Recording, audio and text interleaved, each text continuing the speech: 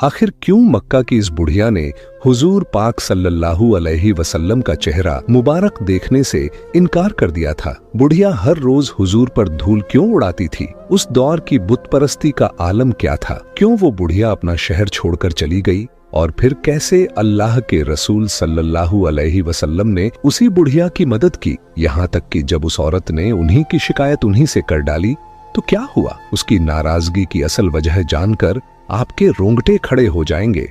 यह वाकया वाकई अनोखा और दिलचस्प है, जो अपने अंदर उस जमाने के हर लम्हे को समेटे हुए है। अरब की वीरान वादियों में उस वक्त एक अजीब सा शोर उठ खड़ा हुआ था। मक्का की गलियों, बाजारों और महफिलों में सिर्फ एक ही नाम गूंज रहा था, मोहम्मद सल्लल्लाहु अलैहि वसल्लम। वो मोहम्मद जिन्हें कल तक सादिक और अमीन कहा जाता था, आज वही शख्स यह ऐलान कर रहे थे, ला इलाहा इल्लल्लाह, अल्लाह के सिवा कोई माबूद नहीं। यह पैगाम सुनते ही जैसे सदियों पुरानी रस्मों और अंधे तस्सुब पर बिजली गिर गई। लोग जो पीढ़ियों से बुतों के आगे सजदे में झुकते थे, अचानक एक ऐसे पैगाम से दो चार हुए जिसमें साफ कहा गया, यह पत्थर है, न इबादत के लायक न मददगार। असली मददगार तो वही है जिसने इंसान को पैदा किया, जो रोजी देता है, जो मौत और जिंदगी का मालिक है। कुरैश के बड़े सरदार बेचैन हो उठे। अबू जहल, अबू लहब और उनके जैसे लोग आपस में बैठकर तरह तरह की साजिशें करने लगे। कोई कहता, यह मोहम्मद हमारे बाप दादाओं के दीन को झुठला रहा है। दूसरा बोलता, यह तो हमारे बुतों की तौहीन करता है।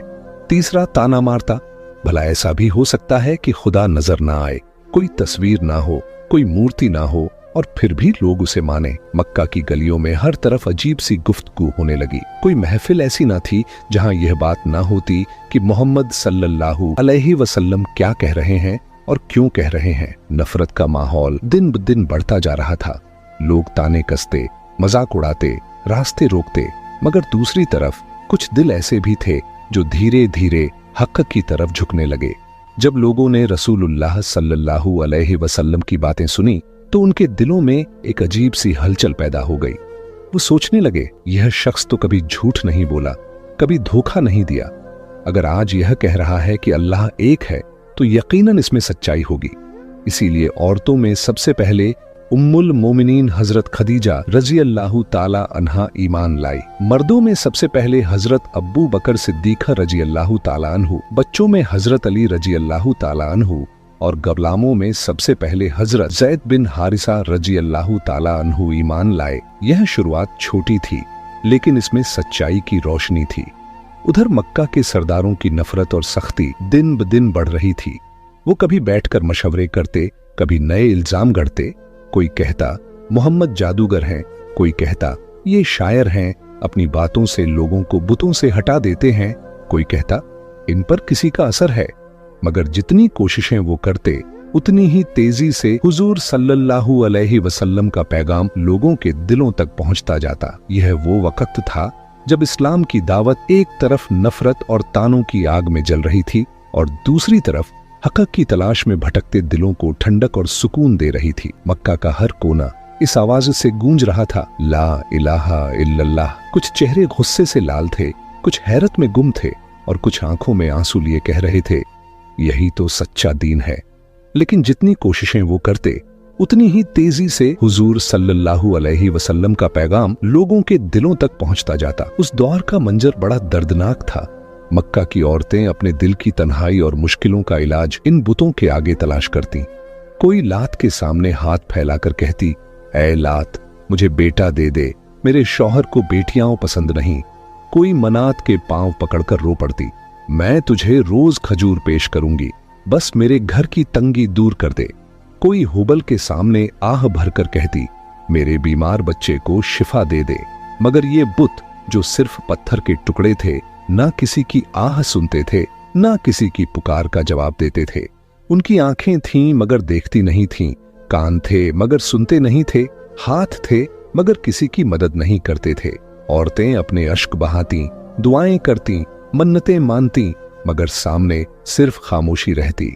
इधर जब रहमतुल आलमीन सल्लल्लाहु अलैहि वसल्लम ने उन्हें तौहीद की तरफ बुलाया और कहा, इन बुतों का कोई वजूद नहीं, असली मालिक वही अल्लाह है जो तुम्हें पैदा करता है, रोजी देता है और तुम्हारी दुआ सुनता है, तो औरतों का बड़ा हिस्सा बेचैन हो उठा। उन्हें लगा कि मोहम्मद सल्लल्लाहु अलैहि वसल्लम उनकी पसंदीदा रस्मों और बुतों से दूर करना चाहते हैं। लिहाजा बहुत सी औरतों के दिलों में आपके खिलाफ नफरत भर दी गई। मगर हक की रोशनी फैल रही थी। जिन दिलों में थोड़ी भी समझदारी और तलबे हक बाकी थी, उन्होंने सोचना शुरू किया, जो बुत सालों से हमारी आह सुनते ही नहीं, वो खुदा कैसे हो सकते हैं। और धीरे धीरे इन अंधेरों में भी तौहीद की किरण उतरने लगी। इन्हीं परेशान औरतों में एक बुढ़िया भी थी, मगर उसकी परेशानी कुछ अलग थी। यह बुजुर्ग औरत उम्र के उस मोड़ पर थी जहां इंसान की सोच आमतौर पर नरम हो जाती है, लेकिन उसके दिल में नफरत और दुश्मनी का जहर भरा हुआ था। वो अक्सर अपने गली मोहल्ले में बैठकर लोगों को रसूलुल्लाह सल्लल्लाहु अलैहि वसल्लम के खिलाफ बातें सुनाती। वो बुढ़िया अक्सर लोगों से कहती, मोहम्मद से दूर रहना, यह जादूगर है, यह शायर है, यह अपने लफ्जों से लोगों को बहका देता है। उसकी जुबान पर नफरत का जहर ऐसा काबिज हो चुका था कि दिन रात रसूलुल्लाह सल्लल्लाहु अलैहि वसल्लम के खिलाफ गलत बातें फैलाती रहती। उसके लिए सबसे बड़ी कामयाबी यही थी कि लोगों को इस नए दीन से दूर रखे। उसकी हालत यह थी कि जब भी कोई मुसलमान उसके पास से गुजरता तो वो ताना कसती, गालियां देती और कई दफा तो अपने घर का कूड़ा भी उनके रास्ते में डाल देती। यह सब उसकी रोजमर्रा की आदत बन चुका था। मगर ताज्जुब की बात यह थी कि नबी करीम सल्लल्लाहु अलैहि वसल्लम ने कभी भी उसकी बातों का जवाब बुराई से नहीं दिया।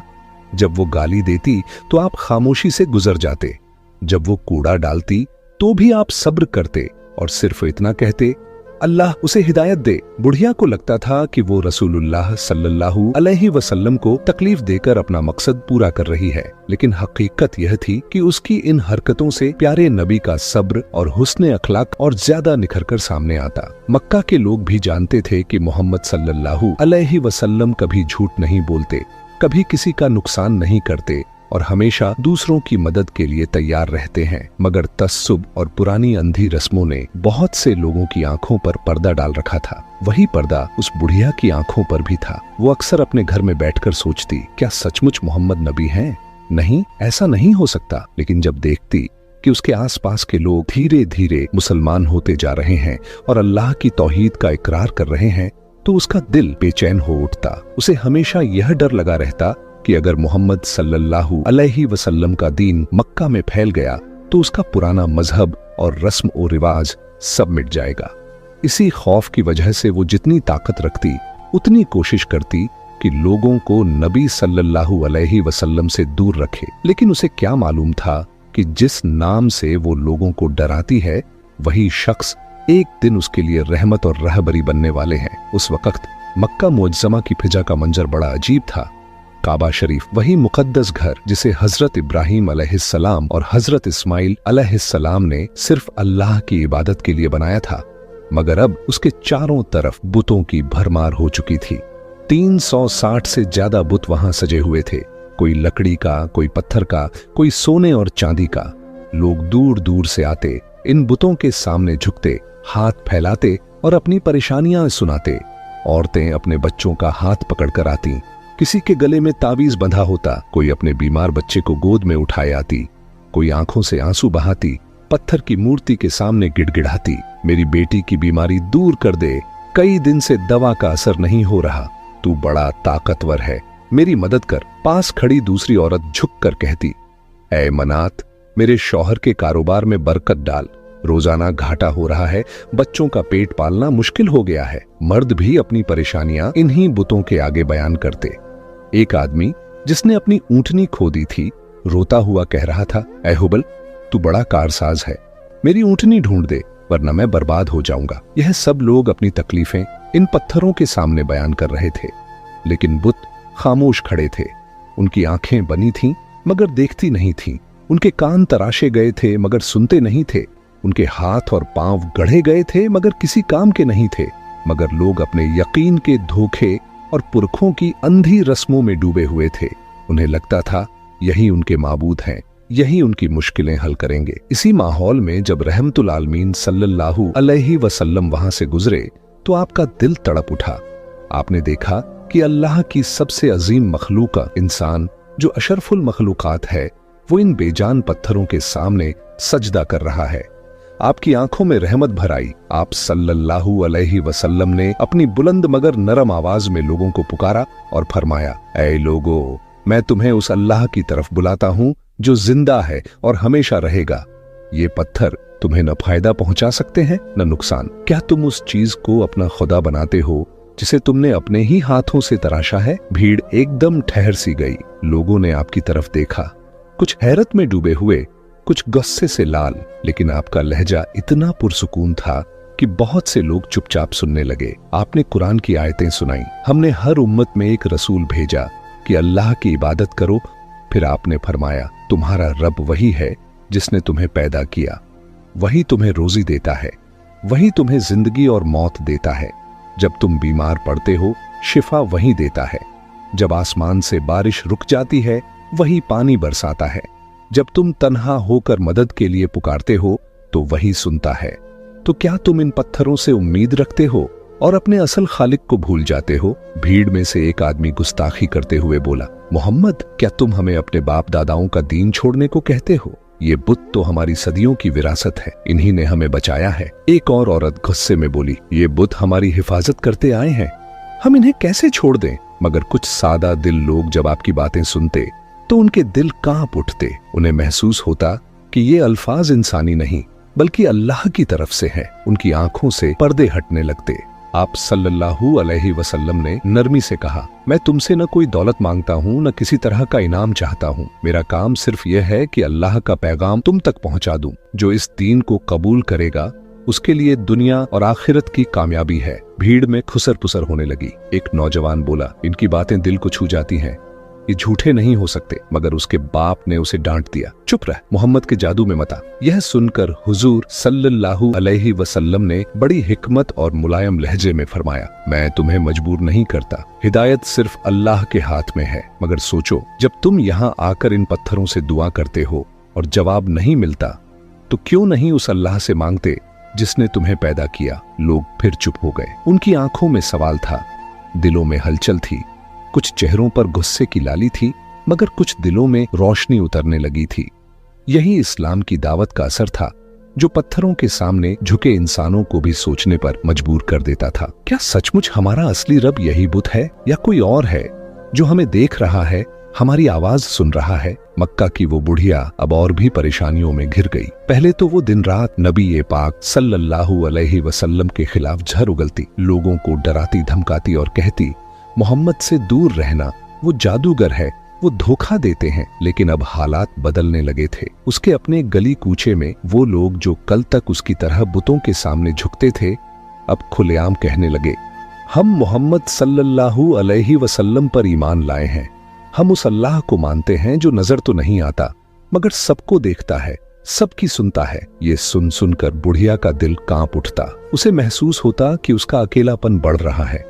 रात के सन्नाटे में वो अपने घर में अकेली बैठी रहती। मिट्टी के दिए की हल्की रोशनी उसकी झुर्रियों वाले चेहरे पर पड़ती। वो अपने माथे पर हाथ रखकर आहें भरती और सोचती, ये लोग क्या कर रहे हैं? क्या सचमुच मोहम्मद के पास कोई जादू है कि लोग एक एक करके उनके पास खींचे चले जाते हैं? कल तक मेरी पड़ोसन जो हर वक्त बुतों के सामने झुकी रहती थी, अब कहती है मैं सिर्फ अल्लाह को मानूंगी। और वो जवान लड़का जो हुबल के नाम की कसम खाया करता था, सबके सामने ऐलान कर चुका है, अब मेरी कसम सिर्फ अल्लाह के नाम की होगी। ये सब देखकर बुढ़िया का दिल हिल जाता। वो कांपती और कहती, अगर यही हाल रहा तो एक दिन मैं अकेली रह जाऊंगी। उस रात वो सो न सकी। करवटें बदलती रहीं। कभी उसे अपने बेटे की याद आती, जब वो बचपन में बीमार पड़ा था और वो हुबल के सामने जाकर गिड़गिड़ाई थी। उसके दिल में आता, अगर हुबल ही मेरा रब है तो मेरी दुआ क्यों असर न कर सकी? मेरा बच्चा तो दवा से ठीक हुआ था। लेकिन फिर वो फौरन उस ख्याल को झटक देती और जिद में कहती, नहीं, ये मेरे बाप दादाओं का दीन है, यही सच है। मगर अब उसका यकीन डगमगाने लगा था। सुबह होते ही उसने एक फैसला कर लिया, अब मैं मक्का में नहीं रह सकती। यहाँ तो मोहम्मद का असर बढ़ रहा है, लोग दिन ब दिन मुसलमान हो रहे हैं। अगर मैं यहीं रही तो शायद एक दिन मैं भी उनकी बातों में आ जाऊंगी। बेहतर यही है कि मैं यह शहर छोड़ दूं, कहीं और चली जाऊं जहां लोग अब भी अपने बुतों को मानते हैं। यही सोचकर बुढ़िया ने अपना सामान बांधना शुरू किया, मगर दिल में एक अजीब सा बोझ था। उसने मन ही मन कहा, जाने से पहले मुझे अपने खुदा हुबल के पास जरूर जाना होगा। उसे अपनी हालत बतानी होगी। उसे कहना होगा कि मैं उससे जुदा होकर जा रही हूं। वो अपने घर से निकली, थके कदमों से भारी दिल लिए धीरे धीरे काबा के पास पहुंची, जहां हुबल का बड़ा सा बुत रखा हुआ था। उसकी चाल लड़खड़ाई हुई थी, चेहरे पर थकान और दिल में बेकरारी साफ नजर आ रही थी। आंखों में आंसू तैर रहे थे। वो हुबल के सामने जाकर झुक गई, सजदा किया। उसके होंठ कांप रहे थे और आंसुओं से चेहरा भीग गया। उसने पुकारा, ए मेरे हुबल, तू ही मेरा खुदा है। मैं तुझे मानती हूं, तुझे पूजती हूं और किसी को नहीं मानती, मगर अब मैं मजबूर हूं। इस शहर में एक नौजवान मोहम्मद आया है जो कहता है कि एक खुदा है जिसकी न कोई मूरत है न कोई तस्वीर। उसके अल्फाज ने बहुत से लोगों को अपने साथ मिला लिया है। मैं देख रही हूं लोग तेरे सामने आना छोड़ चुके हैं। वो मोहम्मद के कहने पर उस खुदा का नाम ले रहे हैं जिसे हमने कभी देखा ही नहीं। ए हुबल, तू ही बता मैं क्या करूं? उसने दोनों हाथ उठाए, रोते हुए कहा, ए मेरे बुत, मैंने अपनी सारी उम्र तुझे माना है। मैंने तुझे खजूर चढ़ाए, अपनी मुश्किलों में तुझे पुकारा, मगर अब देखती हूं लोग मोहम्मद की तरफ भाग रहे हैं। मेरा दिल टूट जाता है। मैं तेरी जुदाई बर्दाश्त नहीं कर सकती। अगर मैं इस शहर में रही तो शायद मेरे बच्चे भी मोहम्मद का दीन अपना लेंगे। इसलिए मैं तुझे छोड़कर जा रही हूं, मगर दिल से तुझसे जुदा नहीं हो सकती। मैं तुझे ही अपना खुदा मानती रहूंगी, चाहे मैं कहीं भी चली जाऊं। वो देर तक बुत के सामने बैठी रही, आंसू बहाती रही। कभी अपना सर झुकाकर पत्थर को देखती, कभी दिल पर हाथ रखकर कहती, हे मेरे माबूद, तू मुझे अकेला मत छोड़ना, तू मेरी मदद करना। मगर वहां सिर्फ सन्नाटा था। न कोई आवाज आई, न कोई सहारा मिला। पत्थर की आंखें उसी की तरफ जमी थीं, लेकिन उनमें कोई नूर नहीं था। पत्थर की जुबान बंद थी। बुढ़िया बहुत देर तक अपने ख्यालात में डूबी रही। उसके दिल में एक अजीब सी हलचल थी। एक तरफ उसका पुराना यकीन, उसकी आदतें, उसके बाप दादाओं की विरासत, और दूसरी तरफ वो बेचैनी जो मोहम्मद सल्लल्लाहु अलैहि वसल्लम के अल्फाज उसके कानों तक पहुंचाकर उसके दिल को हिला चुके थे। वो समझ नहीं पा रही थी कि सच्चाई कहां है, मगर आखिर उसने खुद को तसल्ली दी, नहीं, मैं वही मानूंगी जो अब तक मानती आई हूं। मोहम्मद चाहे जितने लोगों को अपने साथ कर लें, मगर मैं तुझसे वफादार रहूंगी। आखिरकार वो उठी, अपने आंसू पोंछे और थके कदमों से वापस अपने घर लौट गई। लेकिन उसके दिल की बेचैनी अब भी बाकी थी। उसने पक्का कर लिया था कि वो मक्का छोड़ देगी। उसे लगता था कि यह शहर अब उसके लिए नहीं रहा। यहाँ मोहम्मद का असर बढ़ रहा था और उसके बुत कमजोर हो रहे थे, और वो यह मंजर अब और नहीं देख सकती थी। मक्का उस दौर में सिर्फ एक शहर नहीं था, बल्कि अरब का सबसे बड़ा मजहबी और कारोबारी मरकज था। काबा शरीफ के चारों तरफ 360 से ज्यादा बुत रखे गए थे, और हर कबीला अपने बुत को वहां मौजूद देखकर फख्र महसूस करता था। यही वजह थी कि साल के अलग अलग दिनों में छोटे बड़े बाजार लगते, दूर दराज से लोग आते। यह सिर्फ इबादत का मंजर नहीं होता, बल्कि तिजारत का भी बड़ा मौका बन जाता। सुबह का वक्त था। मस्जिद हरम के पास का मैदान शोर शराबे से गूंज रहा था। दूर दराज से आने वाले काफिले अपने ऊंट, बकरियां और सामान लेकर पहुंच चुके थे। बाजार सज चुका था। कपड़ों की दुकानों पर रंग बिरंगे कपड़े लटक रहे थे। इत्र बेचने वाले शीशियां खोलकर राहगीरों को सुंघा रहे थे। अनाज और खजूर की बोरियां ऊंटों से उतारी जा रही थीं। छोटे छोटे बच्चे पानी के मटके बेच रहे थे और औरतें ताजा पकाया हुआ खाना लाई थीं। भीड़ में एक खास चहल पहल थी। लोग काबा की तरफ जाते और अपने साथ खजूर, तेल, दूध और कभी कभी जानवर लेकर जाते। यह सब बुतों की नजर किया जाता।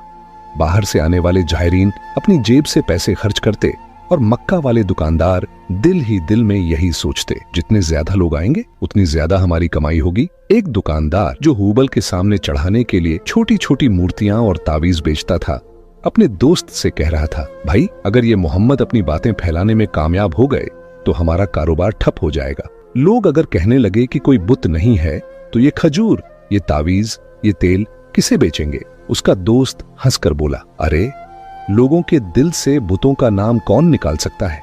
ये रस्में बहुत पुरानी हैं। मोहम्मद अकेले क्या कर लेंगे? मक्का के लोग कभी भी इनके बहकावे में नहीं आएंगे और हमारा कारोबार कभी ठप नहीं होगा। पहला दुकानदार कुछ सोचते हुए बोला, अरे भाई, लेकिन कुछ लोग तो मोहम्मद की बातों में आकर उस नजर न आने वाले अल्लाह को मान रहे हैं। सुना है उसके दीन में ज्यादा आसानियां हैं। ये सुनकर दूसरा दुकानदार गुस्से से गरजा, चुप रह, वरना तुझे यही गाड़ दूंगा अगर तूने मेरे सामने मोहम्मद या उसके दीन की तारीफ की। पहला शख्स डर गया, चुप हो गया और वापस अपना सामान बेचने लगा, मगर उसके दिल में कहीं न कहीं मुस्तफा करीम सल्लल्लाहु अलैहि वसल्लम की प्यारी बातों का असर उतर चुका था। उधर बाजार में औरतें भी खरीदारी कर रही थीं। एक औरत ने अपने बेटे का हाथ पकड़कर कहा, चलो हुबल के लिए अच्छा सा इत्र खरीदते हैं। मासूम बच्चा सीधा सादा बोला, अम्मी, मोहम्मद कहते हैं कि ये बुत कुछ नहीं कर सकते। औरत ने फौरन झिड़कते हुए कहा, चुप कर, ऐसी बातें मत कर, वरना लोग हमें बुरा कहेंगे।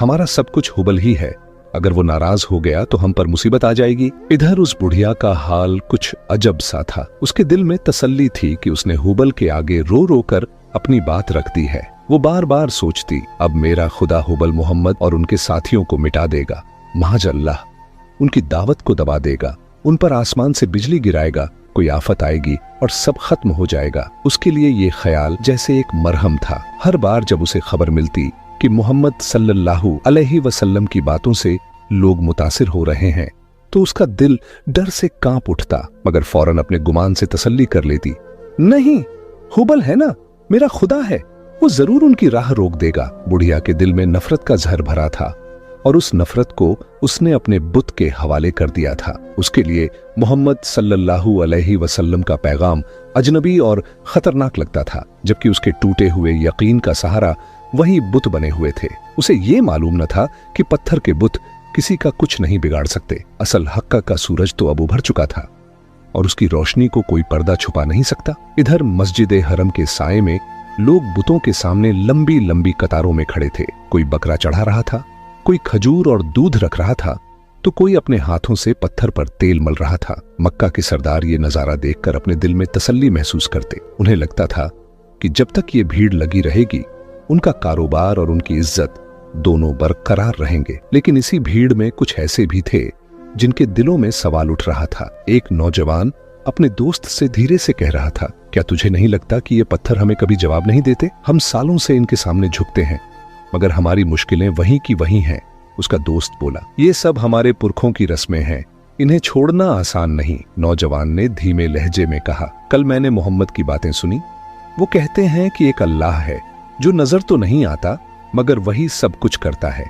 उनके अल्फाज मेरे दिल में उतर गए। उसका दोस्त घबराकर बोला, बस कर, लोग सुन लेंगे तो तुझे पत्थरों से मार डालेंगे। दूसरी तरफ दुकानदारों की आंखों में सिर्फ मुनाफा था। एक आदमी जो दूर से आया था, उसने अपने बेटे की शादी के लिए मनात के आगे चढ़ावा रखा। दुकानदार ने उसके कान में कहा, अगर और चीजें खरीदोगे और चढ़ाओगे तो तुम्हारी दुआ जल्दी पूरी होगी। वो शख्स और भी सामान खरीद लाया। इस तरह चढ़ावे और सामान की खरीद फरोख्त का सिलसिला चलता और मक्का वाले इसी में अपनी रोजी तलाश करते। इस भीड़ भाड़ और कारोबार के बीच नबी पाक सल्लल्लाहु अलैहि वसल्लम का मोहब्बत भरा दिल दुखता था। आप देखते कि अल्लाह का घर, जिसे सिर्फ तौहीद के लिए बनाया गया था, आज कारोबार और बुत परस्ती का मरकज बन गया है। मगर आप सल्लल्लाहु अलैहि वसल्लम सब्र करते और मौके की तलाश में रहते कि लोगों तक अल्लाह का पैगाम पहुंचा सके।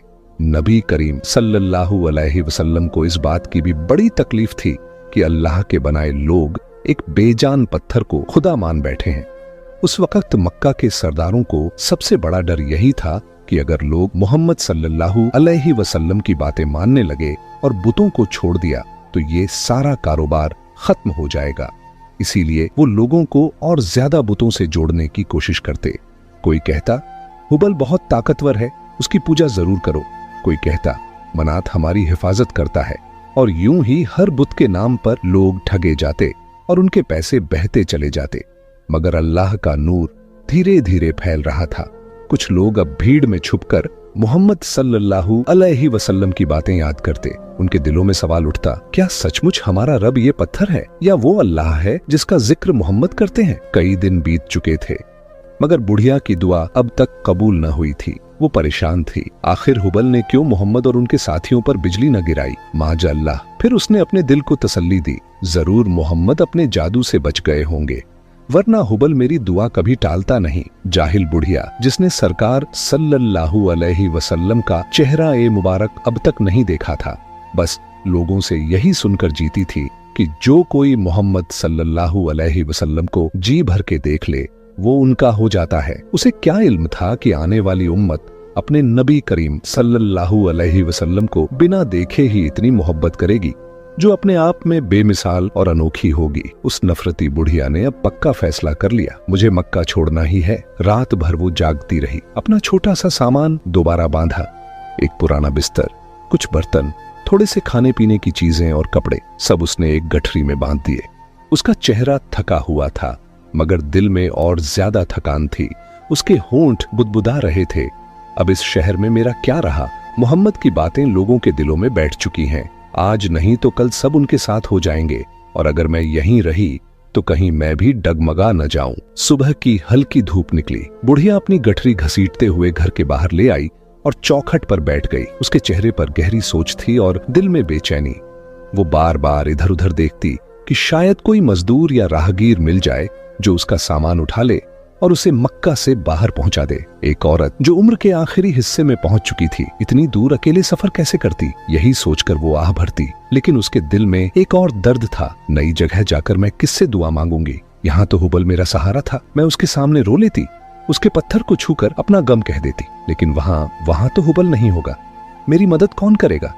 मैं अपनी परेशानियां किससे कहूंगी? ये सोचकर उसकी आंखों से आंसू बह निकले। उसने अपनी गठरी पर हाथ रखा और आहिस्ता से कहा, ए मेरे हुबल, मैं तुझसे जुदा होकर जा रही हूँ, मगर तू मुझे मत छोड़ना। इसी बेचैनी में वो चौखट पर बैठी थी कि अचानक सामने से एक शख्स गुजरा। उसके चेहरे पर नूर था, आंखों में रहमत और दिल में सुकून। ये और कोई नहीं बल्कि सरवर ए कायनात, इमाम उल अनबिया, सरदार ए अनबिया, अशरफ उल अनबिया, अहमद मुस्तफ़ा, मोहम्मद मुस्तफ़ा, रहमत ए आलम, नबी ए आखिरुज्जमा, हुजूर सल्लल्लाहु अलैहि वसल्लम जलवा फरोज थे।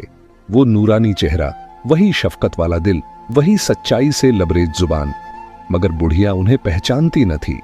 हुजूर सल्लल्लाहु अलैहि वसल्लम ने अपनी नरम और पुरसुकून आवाज में पूछा, अम्मा तुम यहां बैठी हो, कहीं जाना है आपको? ये सामान कहां ले जाना है? बुढ़िया ने थकी हुई निगाह से ऊपर देखा। एक पल के लिए वो इस चांद से खूबसूरत रोशन चेहरे को देखकर गुम हो गई। सुभान अल्लाह उसके दिल से निकला। फिर सर झटक कर बोली, बेटा मैं मक्का छोड़कर जाना चाहती हूँ, यहाँ अब मेरा जी नहीं लगता। बस क्या कहूँ, मुझे मोहम्मद और उनके साथियों से दूर जाना है। हुजूर सल्लल्लाहु अलैहि वसल्लम खामोशी से सुनते रहे। बुढ़िया कुछ लम्हे ठहर कर बोली, मगर मेरा सामान उठाने वाला कोई मजदूर नहीं मिला। हुजूर सल्लल्लाहु अलैहि वसल्लम ने मुस्कुराकर फरमाया, अगर तुम चाहो तो मैं तुम्हारा सामान उठा लूं। बुढ़िया हैरान होकर पूछने लगी, क्या तुम मजदूर हो? आप सल्लल्लाहु अलैहि वसल्लम ने नरमी से जवाब दिया, हाँ मैं तुम्हारी मदद कर दूंगा, तुम्हारा बोझ उठाना ही मेरा काम है। बुढ़िया ने थोड़ी देर उन्हें गौर से देखा, चेहरे पर सच्चाई, आंखों में शफकत, मगर उसने पहचाना नहीं कि ये वही मोहम्मद सल्लल्लाहु अलैहि वसल्लम हैं जिनसे वो हमेशा नफरत जताती आई थी। उसने सोचा, अगर ये मजदूर है तो कितना नेक और शरीफ है कि बिना कुछ मांगे मेरा सामान उठाने को तैयार है। हुजूर सल्लल्लाहु अलैहि वसल्लम ने बिना किसी झिझक के उसकी गठरी उठाई और अपने सर पर रख ली। बुढ़िया चुपचाप उठी और चलने लगी। रास्ता लंबा था, उसके कदम थके थके से थे, लेकिन हुजूर सल्लल्लाहु अलैहि वसल्लम सब्र और मोहब्बत से उसके साथ साथ चल रहे थे।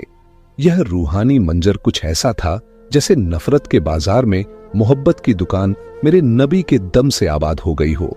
सुभान अल्लाह। बुढ़िया बार बार हुजूर के चेहरे मुबारक को देखती और दिल ही दिल में सोचती, कितना हसीन है ये नौजवान। जो सच्चाई और ईमानदारी इसके दिल में है वही इसकी आंखों में भी झलकती है।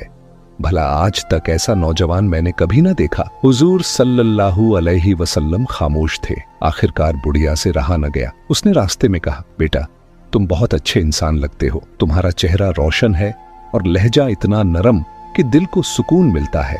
मगर सुनो, मैं तुम्हें एक नसीहत देना चाहती हूँ। उसकी आवाज में नफरत और डर मिला हुआ था। इस शहर में एक नौजवान है, उसका नाम मोहम्मद है। वो लोगों को बहकाता है और कहता है कि एक ही खुदा है जिसकी कोई मूरत नहीं, कोई तस्वीर नहीं। भला तुम ही बताओ, मैं हुबल को कैसे खुदा न मानूं? मैंने दर्द और तन्हाई में उसी को पुकारा है, वही मेरा सहारा है। और ये मोहम्मद, उनकी बातें अजीब हैं। वो ऐसे खुदा की बात करता है जो दिखाई ही न दे। बुढ़िया ने गहरी सांस ली और कहा, मैं परेशान हो गई थी, इसलिए मैंने मक्का ही छोड़ दिया। मगर हुबल को छोड़ना आसान न था। उसकी आंखों में आंसू भर आए। तुम्हें पता है बेटा, लोग उसकी बातें मान भी रहे हैं और हमारे बुतों से दूर जा रहे हैं। मेरी पड़ोसन जो कल तक हुबल को खजूर चढ़ाए बिना खाना न खाती थी, अब उसकी तरफ देखती तक नहीं। इसलिए मैंने अब तक मोहम्मद का चेहरा भी नहीं देखा, बस उन पर मिट्टी और कंकड़ फेंकती रही, इस डर से कि कहीं मैं उनके जादू में न आ जाऊं। फिर उसने झुककर कहा, तुम उनसे दूर रहना, उनका चेहरा कभी न देखना, वरना तुम भी उनकी बातों में आकर अपना पुराना दीन छोड़ दोगे। उसने मुस्कुराकर हुजूर को देखा और कहा, तुम तो कितने प्यारे और नेक इंसान लगते हो, तुम्हारी वालिदा जरूर एक आला दर्जे की खातून होंगी। हुजूर सल्लल्लाहु अलैहि वसल्लम चुप रहे। आपके होठों पर हल्की मुस्कान थी, मगर आपने कोई जवाब न दिया। आपका अखलाक ही आपकी पहचान था। आप बोझ उठाए चलते रहे और बुढ़िया अपनी नफरत के आलम में बातें करती रही। यही वो हुस्न अखलाक था जिसने बाद में उसी बुढ़िया का दिल बदल दिया। सफर लंबा था, रास्ते में धूल उड़ रही थी, सूरज की तपिश बढ़ती जा रही थी, मगर हुजूर सल्लल्लाहु अलैहि वसल्लम बिना थके बुढ़िया का बोझ उठाए हुए थे। हर कदम पर उनका नूरानी चेहरा और ज्यादा चमक रहा था। बुढ़िया धीरे धीरे चल रही थी, कभी ठहरती, कभी लंबी सांस लेती, और इस पूरे सफर में रसूलुल्लाह सल्लल्लाहु अलैहि वसल्लम ने न शिकायत की न थकान का इजहार। बुढ़िया बार बार सोचती, ये जवान कितना सच्चा और नेक है। मैंने तो इसे मजदूर समझा था, मगर ये तो हर मामले में सबसे अलग है। न ये रकम मांगता है न गुस्सा करता है। मैंने तो इसे रास्ते भर नसीहतें दी कि मोहम्मद से दूर रहना, मगर इसने मेरी एक भी बात काटी नहीं। क्या ऐसा इंसान आज के मक्का में मिल सकता है? जब मंजिल करीब आई तो बुढ़िया का दिल बेचैन होने लगा। उसके अंदर एक अजीब सा जज्बा पैदा हुआ। उसे महसूस हुआ कि इस नौजवान की शख्सियत कोई आम नहीं। उसकी आंखों में चमक थी, उसकी चाल में सुकून और उसकी खामोशी में असर। आखिरकार उसने हिम्मत करके पूछा, बेटा, मैं तुझसे कुछ पूछना चाहती हूँ। तुम कौन हो? तुम्हारा नाम क्या है? मैंने अपनी जिंदगी में बहुत लोग देखे हैं, मजदूर भी, जवान भी, लेकिन आज तक किसी ने मेरा बोझ इतनी खामोशी से नहीं उठाया। तुमने मेरी एक भी बात का जवाब नहीं दिया, न बुरा माना न उल्टा कहा। तुमने मुझसे एक दिरहम भी न मांगा, न कोई शर्त रखी। तुम्हारी खामोशी, तुम्हारा अखलाक, तुम्हारा सब्र, ये सब देखकर मैं सोचने लगी हूं कि तुम कौन हो। बताओ, तुम्हारा नाम क्या है? रसूलुल्लाह सल्लल्लाहु अलैहि वसल्लम, जिनके लबों पर हमेशा सच्चाई और रहमत होती थी, रुक गए। उन्होंने बुढ़िया की तरफ देखा और बड़ी नरमी से मुस्कुराते हुए फरमाया, अम्मा, मैं वही हूं जिसका नाम तुमने पूरे रास्ते लिया। मैं ही मोहम्मद हूं, मैं अल्लाह का रसूल हूं। ये सुनते ही बुढ़िया भौंचक्की रह गई। उसका चेहरा जर्द हो गया, सांसें भारी होने लगी। उसने घुटरी को जमीन पर गिरा दिया और अचानक जोर से चीख पड़ी, तुम ही मोहम्मद हो? वो मोहम्मद जिनसे मैं नफरत करती थी, जिनके बारे में मैं लोगों को आगाह करती थी। मैंने तो तुम्हारे खिलाफ पूरी जिंदगी बातें की और तुम ही मेरा बोझ उठाकर यहां तक लाए। उसकी आंखों से आंसू बह निकले, होंठ कांप रहे थे, आवाज भर आई थी। उसने दोनों हाथ सिर पर रख लिए और रोते हुए कहने लगी, हाय, मैंने क्या किया? मैं किसको झूठा कहती रही, किसको जादूगर समझती रही, और आज मैंने अपनी आंखों से देखा कि असली सच्चा कौन है। उसकी आवाज कांप रही थी, मगर दिल यकीन से भर रहा था। अगर तुम मोहम्मद हो तो फिर यकीनन तुम्हारा दीन ही हक है। तुम्हारे अखलाक ने मेरी आंखें खोल दी। मैंने तो तुमसे नफरत की, मगर तुमने बदले में मुझे सिर्फ मदद और रहमत दी। मैंने गालियां दी और तुमने मेरे लिए बोझ उठाया। मोहम्मद, सच्चाई इसी का नाम है। वो बुजुर्ग औरत जमीन पर बैठ गई और बिलख बिलख कर रोने लगी। उसके आंसू धूल में मिलते जा रहे थे। उसकी चीख में अफसोस भी था और यकीन भी। उसने कहा, आज मुझे मालूम हो गया कि बुत पत्थर हैं, वो कुछ नहीं कर सकते। असली मददगार वही है जिसने तुम्हें भेजा है, वही खुदा जिसका तुम नाम लेते हो, और वही सच्चा है जिसने तुम्हें इस दुनिया में रहमत बनाकर भेजा है। रसूलुल्लाह सल्लल्लाहु अलैहि वसल्लम ने उसकी तरफ नरमी से देखा। आपकी आंखों में रहमत थी, निगाहों में सब्र था। आपने न उसके पुराने इल्जाम याद दिलाए, न उसके ताने, बस खामोशी से खड़े रहे, जैसे एक रहनुमा अपनी उम्मत के इंतजार में खड़ा हो। बुढ़िया ने अपने आंसू पोंछे और कांपती हुई आवाज में कहा, मुझे अपने दीन में शामिल कर लो। मैं गवाही देती हूं कि अल्लाह एक है और मोहम्मद सल्लल्लाहु अलैहि वसल्लम उसके रसूल हैं। सुभान अल्लाह। नबी पाक सल्लल्लाहु अलैहि वसल्लम ने उसे तसल्ली दी, उसके कांपते हाथों को थामा और नर्म लहजे में फरमाया, अल्लाह तुझे हिदायत दे चुका है, तेरे गुजरे हुए गुनाह माफ कर दिए गए, अब तेरा सफर नई जिंदगी का सफर है। बुढ़िया रोते हुए उनके कदमों में गिर पड़ी। ऐ रसूलुल्लाह सल्लल्लाहु अलैहि वसल्लम, मुझे माफ कर दीजिए। मैंने आपको गालियां दी, आपके बारे में बुरी बातें कहीं, अपने बुतों से आपके खिलाफ दुआएं मांगी। मैं तो अनजाने में गुमराह हो गई थी। हुजूर सल्लल्लाहु अलैहि वसल्लम ने मुस्कुराकर फरमाया, इस्लाम से पहले का सब कुछ अल्लाह माफ कर देता है। अब तेरा दिल तौहीद की रोशनी से भर गया है, अब तेरा रास्ता आसान है। हुजूर सल्लल्लाहु अलैहि वसल्लम के इन अल्फाज ने बुढ़िया के दिल को सुकून दे दिया। उसके चेहरे पर पहली बार इत्मीनान की मुस्कान आई। वो बोली, या रसूलुल्लाह सल्लल्लाहु अलैहि वसल्लम, मैं तो सोच रही थी कि मक्का छोड़ दूं, मगर अब समझ गई हूं कि असल हक़ तो आपके पास है। अब मैं मक्का लौटूंगी और औरतों से कहूंगी कि मोहम्मद सल्लल्लाहु अलैहि वसल्लम जैसा कोई नहीं। वो मक्का लौटी, वही औरतें जो उसके साथ बुतों के पांव पकड़कर दुआएं करती थीं, अब उसके पास जमा हो गईं और हैरत से पूछने लगीं, अम्मा तुम लौट आईं? सुना है तुमने हुबल को छोड़ दिया, ये कैसे हुआ? और तुम तो मोहम्मद के दीन को अपनाने को तैयार न थीं, हमें भी उनसे दूर रहने को कहती थीं। बुढ़िया ने गहरी सांस ली और कहा, मैंने उन मोहम्मद सल्लल्लाहु अलैहि वसल्लम को देखा है जिनको मैं गुमराही में बुरा भला कहती थी। उसकी आंखों से आंसू बह निकले। वो बोली, मैंने उनका अखलाका देखा है, उनका सब्र देखा है। वो कभी किसी पर गुस्सा नहीं करते, कभी धोखा नहीं देते। वो मेरे लिए मजदूर बन गए थे, मेरे सामान को उठाकर बिना किसी शिकवे के इतना सफर किया। मैंने सफर भर उन्हें परखा है। अगर कोई सच्चा है तो वही है, और मैं गवाही देती हूँ कि अल्लाह एक है और मोहम्मद सल्लल्लाहु अलैहि वसल्लम उसके रसूल हैं। औरतें हैरान रह गईं। कोई कहती, अम्मा तुम सच बोल रही हो? बुढ़िया जवाब देती, हाँ मैं झूठ नहीं कहती। अगर तुम चाहो तो जाकर देख लो। वो किसी मजदूर की तरह सामान उठाते हैं, बुजुर्गों के पास बैठते हैं, बच्चों से मोहब्बत करते हैं, दुश्मनों को माफ कर देते हैं। क्या ऐसा शख्स झूठा हो सकता है? सब औरतों ने एक आवाज में कहा, नहीं, हम उन पर ईमान लाते हैं। दूसरी तरफ हुजूर सल्लल्लाहु अलैहि वसल्लम मक्का वालों के दिलों में अल्लाह की मोहब्बत डाल रहे थे। इस नए दीन को लेकर उस दौर के सरदार सबसे ज्यादा परेशान थे। वो किसी न किसी तरह हुजूर पाक सल्लल्लाहु अलैहि वसल्लम को रोकने की साजिशें रचाते, मगर अल्लाह के महबूब के साथ उनके हर कदम पर अल्लाह खुद मौजूद था। भला इस्लाम का परचम कैसे न बुलंद होता। धीरे धीरे मक्का की दूसरी औरतों के दिलों में भी हलचल मच गई। अब वो बुढ़िया जो कल तक हुबल से मोहम्मद सल्लल्लाहु अलैहि वसल्लम के खिलाफ दुआएं मांगती थी, हर गली हर चौपाल में कहती, मुझे मोहम्मद सल्लल्लाहु अलैहि वसल्लम से नफरत थी, लेकिन उनकी रहमत ने मेरे दिल को जीत लिया। वो रहमतुल लिल आलमीन है। ऐ लोगो, तुम भी उनके साथ हो जाओ, इसी में भलाई है। तुम भी अपनी आंखों से देखो और सोचो, क्या पत्थर के बुत तुम्हारी दुआएं सुनते हैं, या वो अल्लाह जो जिंदा है, जो देखता है, जो सुनता है? अब बुढ़िया की आंखों में नफरत की जगह मोहब्बत और रोशनी थी। वो जहां जाती औरतों को हक की तरफ बुलाती। उसका कल्ब अब तौहीद की गवाही से भर चुका था। सुभान अल्लाह।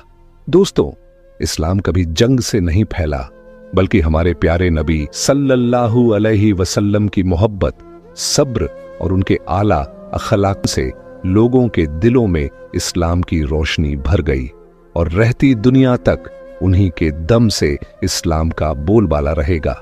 आपको यह ईमान अफरोज वाकया कैसा लगा तो बराहे करम कमेंट बॉक्स में अपनी कीमती राय का इजहार जरूर कीजिएगा। साथ ही कमेंट में हुजूर सल्लल्लाहु अलैहि वसल्लम या मोहम्मद सल्लल्लाहु अलैहि वसल्लम लाजमी लिखें, ताकि यह सदका ए जारिया बने। और आप किस शहर से ये वीडियो देख रहे हैं, अपने शहर का नाम भी लिखें, ताकि हमें आप सबकी मोहब्बत और ताल्लुक का पता चल सके। जज़ाकुमुल्लाहु खैर।